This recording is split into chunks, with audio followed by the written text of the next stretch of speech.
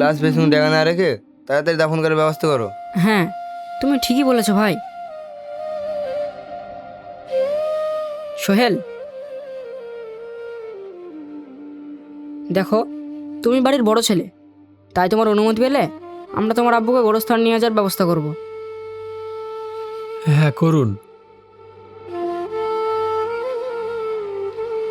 দাঁড়াও।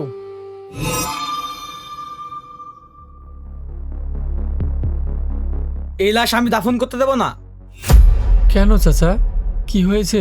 তোমার বাপ আমার কাছ থেকে 7 লক্ষ টাকা সুদে নিয়েছে। আগে আমার টাকা পরিশোধ করো, তারপরে তোমার বাপকে দাফন করো। চাচা, আপনি এসব কি বলছেন? হ্যাঁ, আমি ঠিকই বলছি। আর যদি টাকা পরিশোধ না করতে পারো, এই বাড়িটা আমার নামে লিখে দাও। আমার স্বামী এখন মারা গেছে, আর আপনি তার লাশের সামনে এই ধরনের কথা বলছেন? হ্যাঁ বলছি। আর যদি তোমার স্বামী দাফন হয়ে যায়, আমার টাকা গ্যারান্টি কে নেবে? চাচা, আপনি আমাকে আর কিছুদিন সময় দিন, আমি আপনার সব ঋণ পরিশোধ করে দেবো। মুখে কথা কাজ চলবে না। তাহলে আমাকে কি করতে হবে বলুন?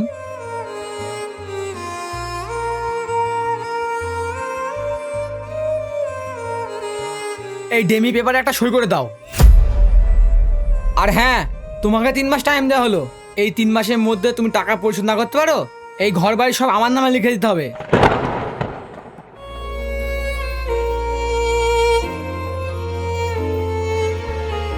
ঠিক আছে, দিন।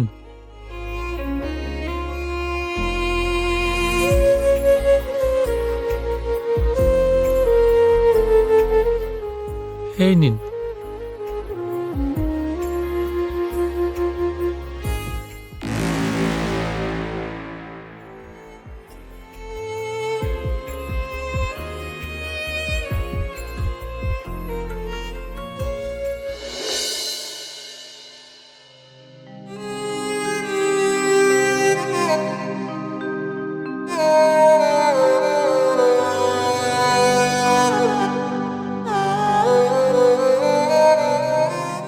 কি রে সোহেল, কিছু ভাবলি?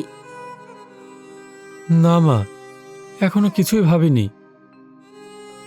কি করব কিছুই বুঝতে পারছি না। আমি বলছি কি, আমার বিয়ের যে গহনাগুলো আছে সেগুলো তো ঘরেই পড়ে আছে, ওই গহনাগুলো বিক্রি করে দাও গা। না না, তোমার আব্বু মা কত শখ করে গহনাগুলো তোমাকে দিয়েছে, তোমার ওই গহনা আমি নিতে পারবো না। যদি বিপদের দিনে এই গহনাগুলো কাজে না লাগে, তাহলে কোন দিনে কাজে লাগবে? কিন্তু কোনো কিন্তু না, দাঁড়াও, আমি গহনাগুলো নিয়ে আসছি।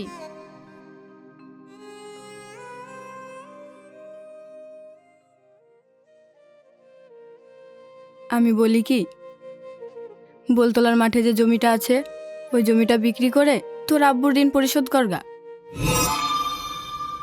কেন? ওই জমিটা বিক্রি করবে কেন? আব্বু তো ঋণ করেছে শুধু ভাইয়ের জন্য। মানে, তুই এসব কি বলছিস? হ্যাঁ, আমি ঠিকই বলছি। আব্বু তো তোমাকে ব্যবসায় দাঁড় করানোর জন্য এই ঋণগুলো করেছে, তাহলে তুমি পরিশোধ করবে। শাকিল, হ্যাঁ, আমি ঠিকই বলছি। আর আব্দুল্লাহ চাচা কি বললো শুনতে পাওনি? আব্বু তো টাকা নিয়েছে ব্যবসা করার জন্য। আব্বুর সঙ্গে ব্যবসা ভাই তো করতো। আব্বু যত টাকা ভাইয়ের কাছে আছে। তুই কি বলতে চাস, একটু পরিষ্কার করে বলবি? তুমি যেটা বুঝতে পেরেছো সেটাই। আব্বু যত টাকা ধার নিয়েছে তোমার কাছেই তো আছে, টাকাগুলো তুমি দেবে। আমি যদি এখন ওই টাকাগুলো ব্যবসা থেকে তুলে নিই, তাহলে সংসার কি করে চলবে? সেটা আমি কি করে বলবো? আব্বুর যত টাকা পয়সা সব তোমাকে বুঝিয়ে দিয়ে গেছে। আমি যতদিন না নিজের পায়ে দাঁড়াচ্ছি, সংসার কিভাবে চলবে তুমি দেখে নেবে।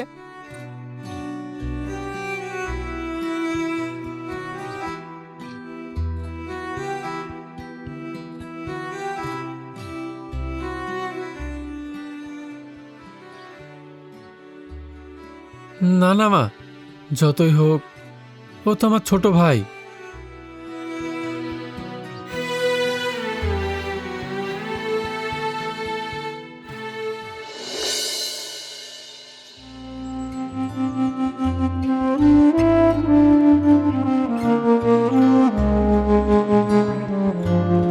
কিরে শাকিল, কলেজের বোর্ডে তোর নাম দেখলাম, তুই এখনো এক্সামের ফিস জমা দিসনি? না রে ভাই, আব্বু মারা যাওয়ার পর বাড়িতে খুব অসুবিধা চলছে, কি করব ভেবে পাচ্ছি না। কেন, তোর বড় ভাইকে বল। না রে, বড় ভাইয়ের কাছে এখন তেমন কোনো পয়সা নেই। পয়সা নাই তো কি হয়েছে, তোর বড় ভাই ব্যবস্থা করবে। বাবা মায়ের পরের দায়িত্ব তো বড় ভাইয়ের। তাহলে বলবো বলছিস? হ্যাঁ বল।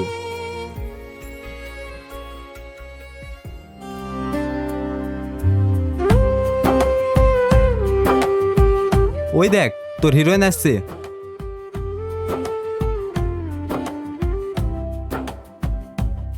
তাহলে বন্ধু তুই বস, আমরা আসছি। কেন রে, তোরাও বস। ফালতু এখানে বসে কাবাব মেহার দেওয়ার দরকার নাই, এই চল।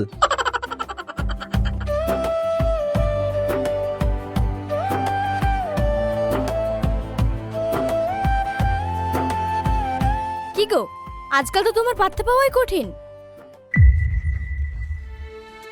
কি হলো, কথা বলছো না যে? এত চাপা নিতে পারছি না। কেন, কি হয়েছে? এখন পর্যন্ত এক্সাম ফিটা জমা করতে পারিনি। ও, তুমি এই নিয়ে টেনশন করছো? আমি আমার এক্সাম ফিস জমা দেওয়ার সময় তোমারটাও জমা করে এসেছি।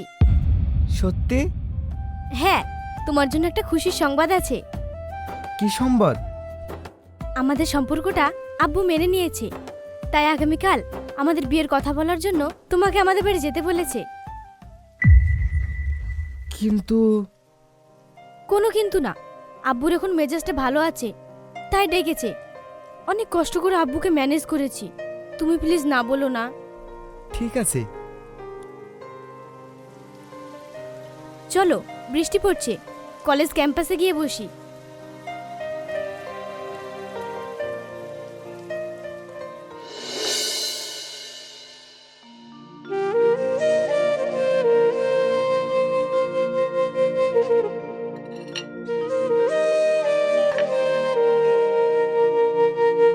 কি গো,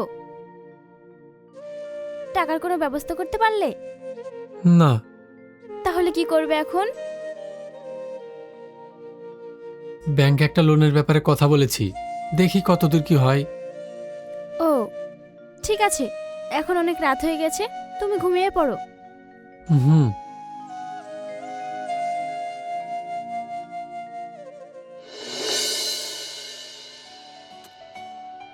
রিনা, আরে তুমি চলে এসেছো, তোমার জন্য অপেক্ষা করছিলাম, এসো।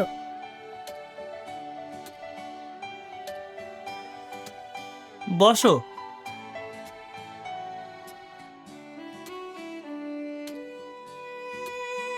দেখো শাকিল, রিনা হচ্ছে আমার একমাত্র মেয়ে। ওর মা মারা যাওয়ার পর ওর সমস্ত ইচ্ছা আমি পূরণ করেছি, ভবিষ্যতেও পূরণ করে যাব। কিন্তু কিন্তু কি আঙ্কেল? ও ছোটবেলায় থেকে অভাব কি জিনিস কোনোদিনও বোঝেনি, তাই তোমাকে বিয়ে করে কিভাবে মানিয়ে নেবে বলো? আঙ্কেল, কিছুদিনের মধ্যে আমি একটা চাকরির ব্যবস্থা করে ফেলবো। তুমি এক মাসে যা মাইনে পাবে তার থেকে বেশি পয়সা আমার মেয়ে একদিনে খরচ করে। দেখো শাকিল, আমি বলি কি, কিছু পেতে গেলে কিছু হারাতে হয়। মানে? মানেটা খুব সাধারণ। দেখো, রিনা হচ্ছে আমার একমাত্র মেয়ে, আমার যে সয় সম্পত্তি আছে সব কিছুই ওর। তাই বলি কি, তুমি ওই ঝোপড়পট্টিতে না থেকে তুমি আমাদের বাড়িতে চলে এসো। কিন্তু আঙ্কেল, মা? আরে তোমার মাকে দেখার জন্য তো তোমার বড় ভাই আছে। ভালো করে ভেবেচিন্তে দেখো, কিন্তু এই সুযোগ বারবার পাবে না।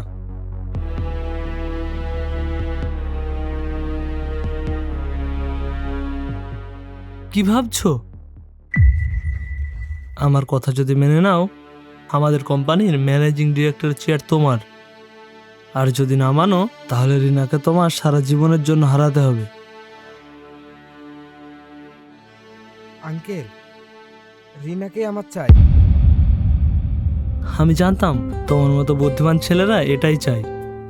কাল থেকে আমার অফিসের সমস্ত দায় দায়িত্ব তোমার।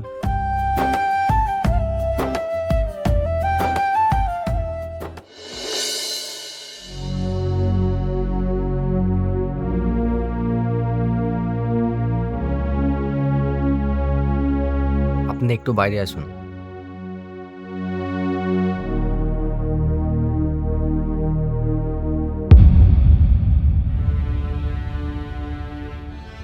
বলুন ডাক্তারবাবু।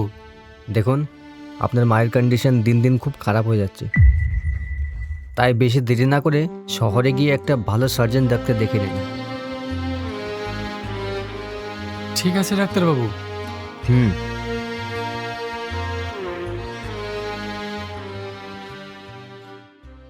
ডাক্তারবাবু কি বললেন? মায়ের অবস্থা খুব একটা ভালো না, যত শীঘ্র পারি শহরে গিয়ে কোনো ভালো সার্জন ডাক্তার দেখাতে বলল। কিন্তু আমি এখন এতগুলো টাকা কোথায় পাবো? তুমি যেভাবে হোক টাকার ব্যবস্থা করে মাকে তাড়াতাড়ি সুস্থ করে তোলো। সে তো ঠিক, কিন্তু এখন এতগুলো টাকা আমাকে কে দেবে? জমি, তোমার গহনা সব কিছু বিক্রি করে আব্বুর ঋণ পরিশোধ করলাম। এখন শেষ সম্বল শুধু এই বাড়িটা।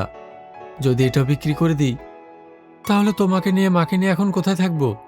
আমি বলি কি, তুমি শাকিলের কাছে গিয়ে দেখো না। হুম, ঠিক বলেছো।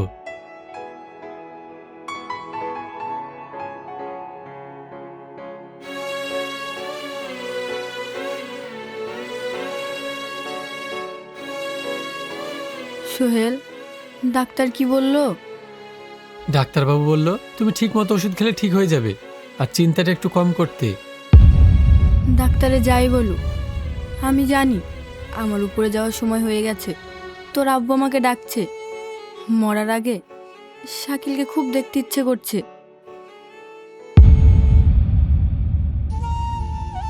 ঠিক আছে মা, আমি কালকে শহরে গিয়ে শাকিলকে নিয়ে আসবো। এখন তুমি ওষুধটা খেয়ে নাও। হ্যাঁ। পিঙ্কি, তুমি যাও পানি নিয়ে এসো। হুম।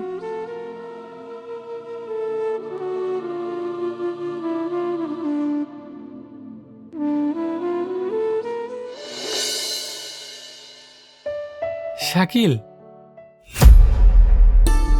তুই কেমন আছিস ভাই? তুই কত বড় হয়ে গেছিস। স্যার, উনি কি আপনার পরিচিত? না না, আমি তো ওনাকে চিনি না। কি, তুই আমাকে চিনতে পারছিস না? আমি তোর বড় ভাই সোহেল। বড় ভাই? আমার তো কোনো বড় ভাই নেই। আপনার কোথাও ভুল হচ্ছে। আমার ভুল হচ্ছে? সেই ছোটবেলা থেকে তোকে কোলে পিঠে করে মানুষ করলাম, আর সেই আমি কিনা তোকে চিনতে ভুল করব? এই যে মশাই, স্যার তো বলছেন উনি আপনাকে চেনেন না, তাহলে ফালতু কেন বাড়াবাড়ি করছেন? হ্যাঁ, তাই তো।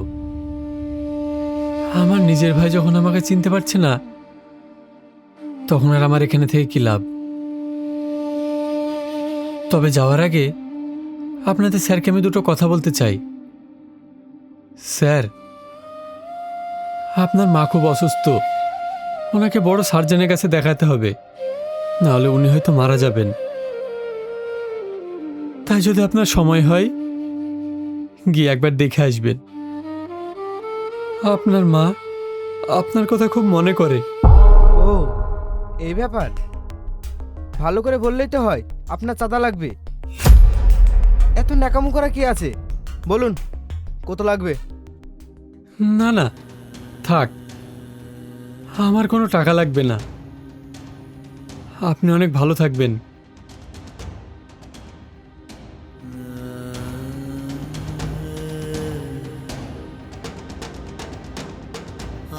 ওই দেখাও ফাইলটা।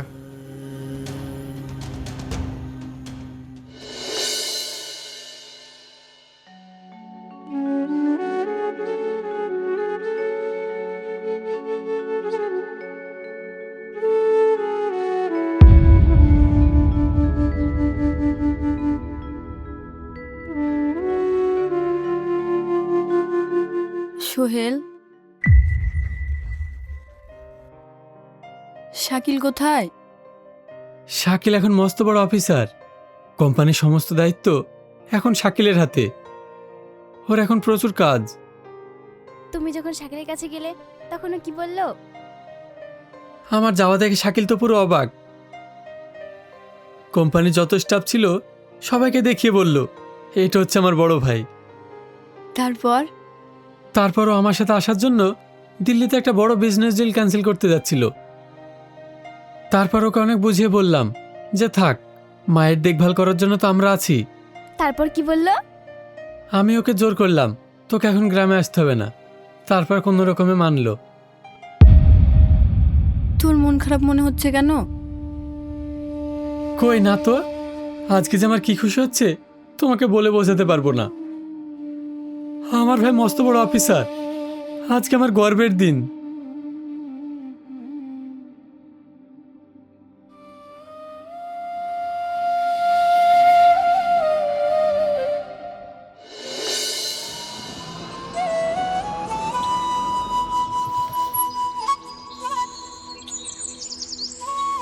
কত দাদা? 20 টাকা।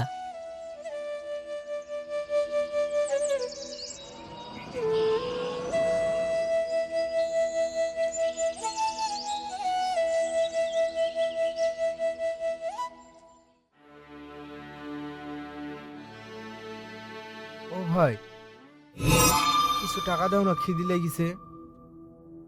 শাকিল তুই? তোর এই অবস্থা কি করে হলো? ভাই তুমি?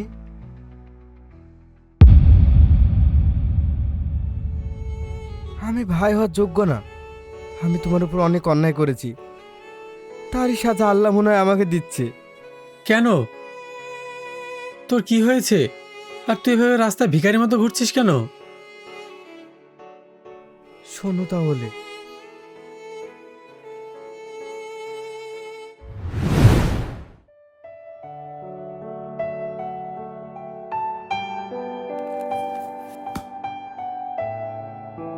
স্যার, ছোট মুখে একটা বড় কথা বলবো।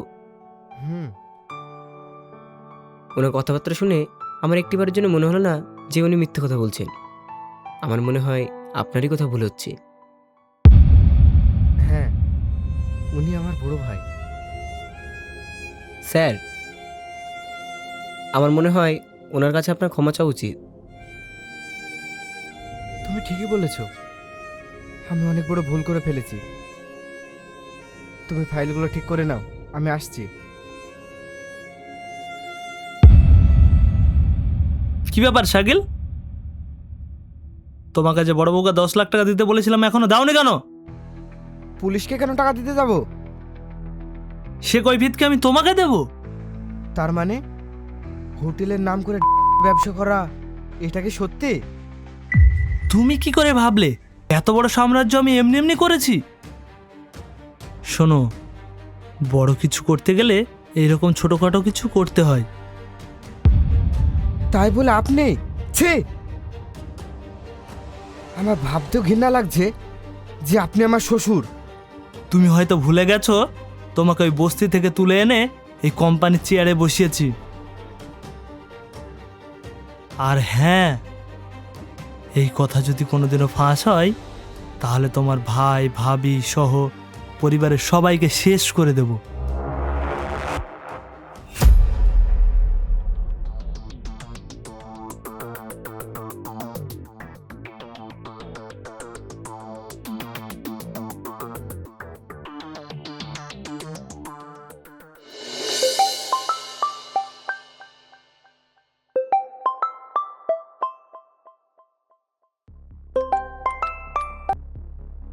হ্যাঁ অফিসার বলুন।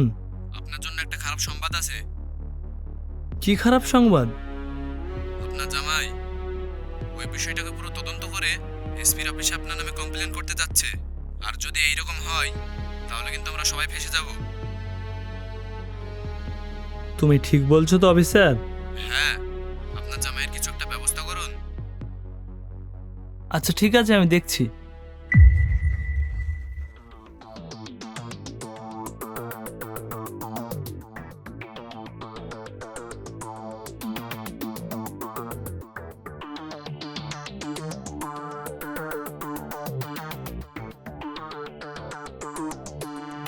হ্যালো, হ্যাঁ দাদা বলুন। শাহিন, তোকে একটা কাজ করতে হবে, কেউ যেন জানতে না পারে। কি কাজ একবার বলুন দাদা? শাকিলকে মেরে ফেলতে হবে। কি বলছেন দাদা? হ্যাঁ, আমি ঠিকই বলছি। কিন্তু ও তো আপনার নিজের জামাই।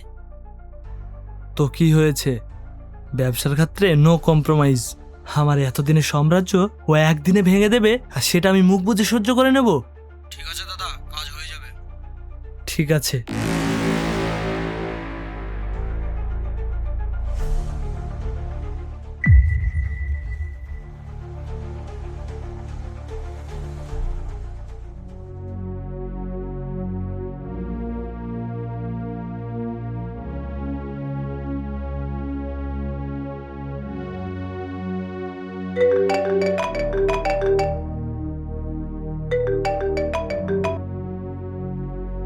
হ্যালো শাকিল, হ্যাঁ বলো। আমার কথা মন দিয়ে শোনো। কি হয়েছে? তোমার গলা এমন লাগছে কেন? আব্বুর গোপন কথা তুমি এসপিকে বলে দিবে বলে আব্বু তোমাকে মারার প্ল্যান করছে। এইসব তুমি কি বলছো? তোমার আব্বু? হ্যাঁ, তুমি যেখানেই থাকো প্লিজ তুমি বাড়ি এসো না। এক্ষুনি তাড়াতাড়ি কোথাও পালিয়ে যাও, তোমাকে বাঁচতে হবে শাকিল। তুমি ঠিক আছো তো? তুমি আর কথা বাড়িও না প্লিজ, যত তাড়াতাড়ি পারো ওখান থেকে পালিয়ে যাও। হুম।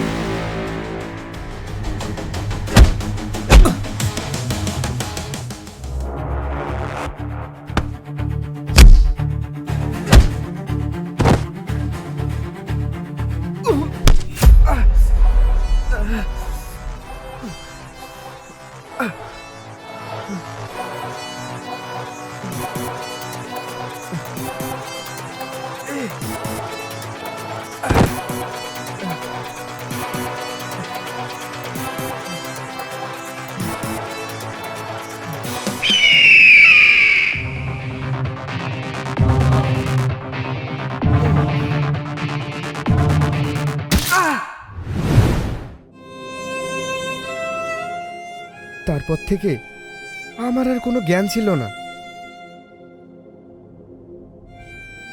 ঠিক আছে, এখন বাড়ি চল। কালকে আমরা সবাই মিলে রিনাদের বাড়িতে যাব। ঠিক আছে।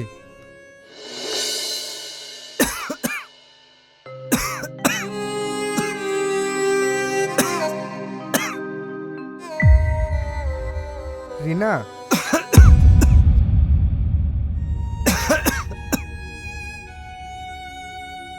শাকিল, তুমি বেঁচে আছো? হ্যাঁ আমি এখনো বেঁচে আছি। ওপর আল্লাহ মনে হয় আমাকে প্রাপের প্রায়শ্চিত্ত করার সুযোগ দিয়েছে। তুমি আমাকে ক্ষমা করে দিও জামাই।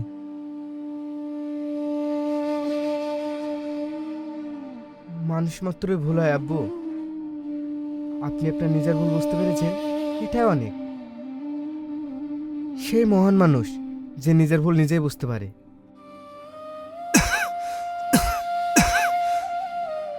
মারে, জামাইয়ের মতো ছেলে হয় না।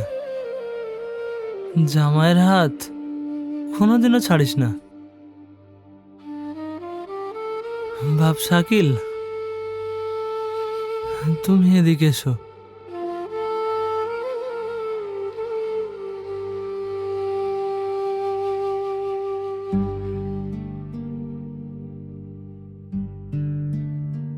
আমার ভুলের জন্য আমার মেয়েটাকে কষ্ট দিও না। আমার মেয়েটা খুব ভালো। তুমি আমার মেয়েটাকে দেখো বাবা। ঠিক আছে আব্বু।